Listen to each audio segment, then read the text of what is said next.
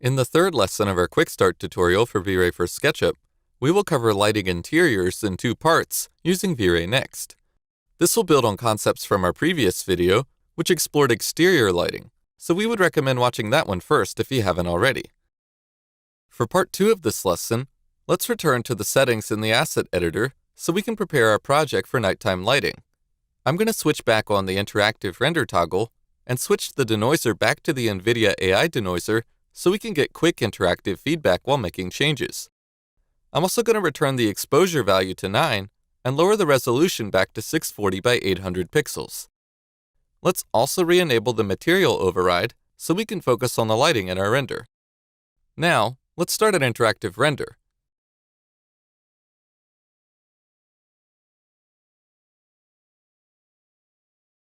Alright, to start things off, let's head to the Lights tab in the Asset Editor and turn off the sun by clicking on the little sun icon next to the sunlight. Now, let's set up the lighting in the project for a nighttime scenario. In the Dome Lights settings, I'm going to disable the texture and then set the color to a nice dark bluish color instead.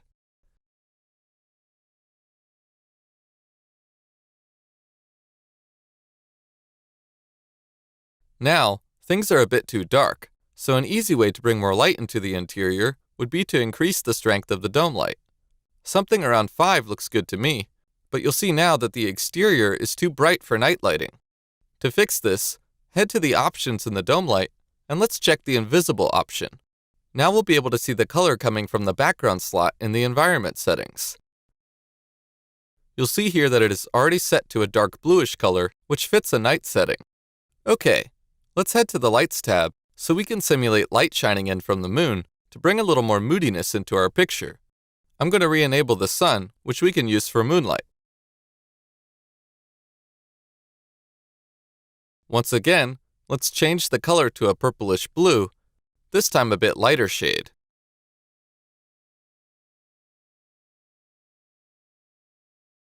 Then, let's switch the color mode from filter to override. This will set the color of the V-Ray sun to match the color in the filter color parameter. Also, the intensity is still too overwhelming, so let's lower it down a bit. A value of 0.25 will work fine for our image. Alright, that's looking much better. But to really put together the finishing touch, let's soften the shadows by increasing the sun size multiplier to 10. Okay, great. Let's stop the interactive render and close the VFB. Now that we have set the overall feel of the environment, we can move on to setting up some artificial lights in the interior. To start, let's head over to the kitchen area and open up the Spotlights component by double-clicking on the light a couple of times. For this project, I'd like to use IES lighting, which will give me additional control and flexibility over the light cone's shape and fall-off to suit my image. Note that adding a light to a component in SketchUp will add that light to all copies of that component, making it easy to quickly add lights to all of our kitchen spotlight component fixtures. Now that I've got the spotlight selected, in the V-Ray Light toolbar, let's click on the IES light, and then we'll be prompted to load in an IES file. You'll find one provided in the project files called 23.ies. Then, all we need to do is place the light in the general area where the bulb should sit in this spotlight fixture. And just like that, the IES light appears on all of the spotlight components in the kitchen. Now, this will give us a very nice and realistic lighting result in our kitchen area. Okay, I'm going to click on the Select tool in SketchUp's toolbar to deselect the spotlight component, and then let's click on Render Camera to return to our scene. Note that in the same manner as our kitchen lights, we have a disc light already placed in the cone of the standing lamp on the right of the lounge area, as well as a larger fill light behind the camera, but these are both turned off at the moment. Alright, let's go ahead and start an interactive render to see how the new kitchen lights affect our image. To speed things up, I'm also going to draw a render region around the kitchen area where the lights are in the render. Right now, there isn't much light coming from the kitchen, so let's select the IES light from the Asset Editor and adjust its properties to brighten things up a bit. Typically, IES files carry information about how its light cone spreads and its intensity, which is why the intensity checkbox is not checked. If we check it on, we can then set a custom value in lumens for the IES light. Let's go with something around 15,000. Note that this value is too high for a real-world light bulb, but it works nicely here. This is more of an artistic choice, as I'm not so concerned with using real-world values as I am with creating a final result that I'm happy with. I'd also like to tweak the color a bit to make it warmer, so that things don't look so cold in the image. As you can see, a little color can go a long way, but try not to overdo it. Even just a little bit of saturation is enough to warm up the atmosphere. Moving on, let's draw a render region around the center of our image and turn on the disk light called Standing Lamp Light to see its contribution to the lounge area in our image. Okay, it's a bit dim, so let's switch the units from default to radiant power for watts. This way, we can input real-world wattage values and have the option to follow a physically accurate workflow if we so desire. Let's lower the intensity a bit to 25. Great!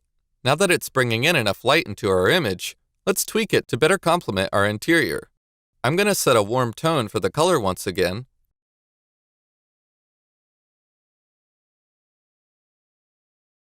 and then adjust the directionality so that the light better corresponds to the standing lamp we're simulating.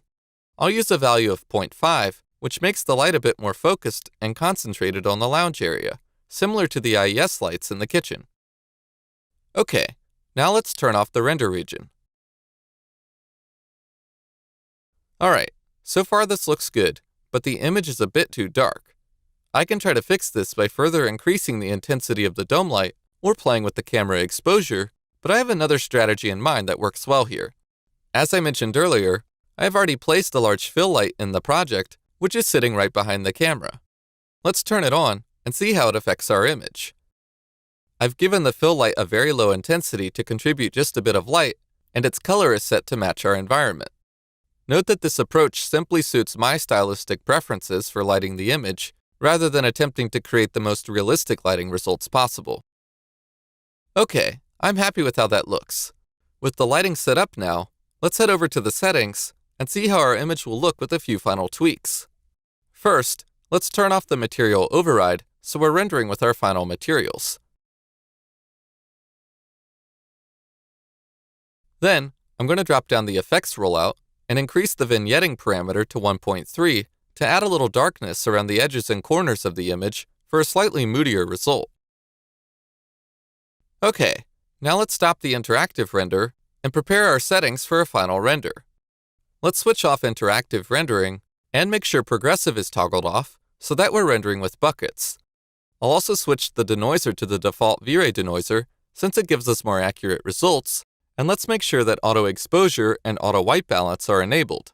These were switched on when I disabled the interactive toggle, as I had enabled them for production rendering in advance. Let's also lower the exposure compensation down to -1 so that our image exposure is a bit darker for a nighttime render, similar to how we had it in our interactive preview. Lastly, let's increase the output resolution to 1280 by 1600. Alright, now we're ready to start our final production render.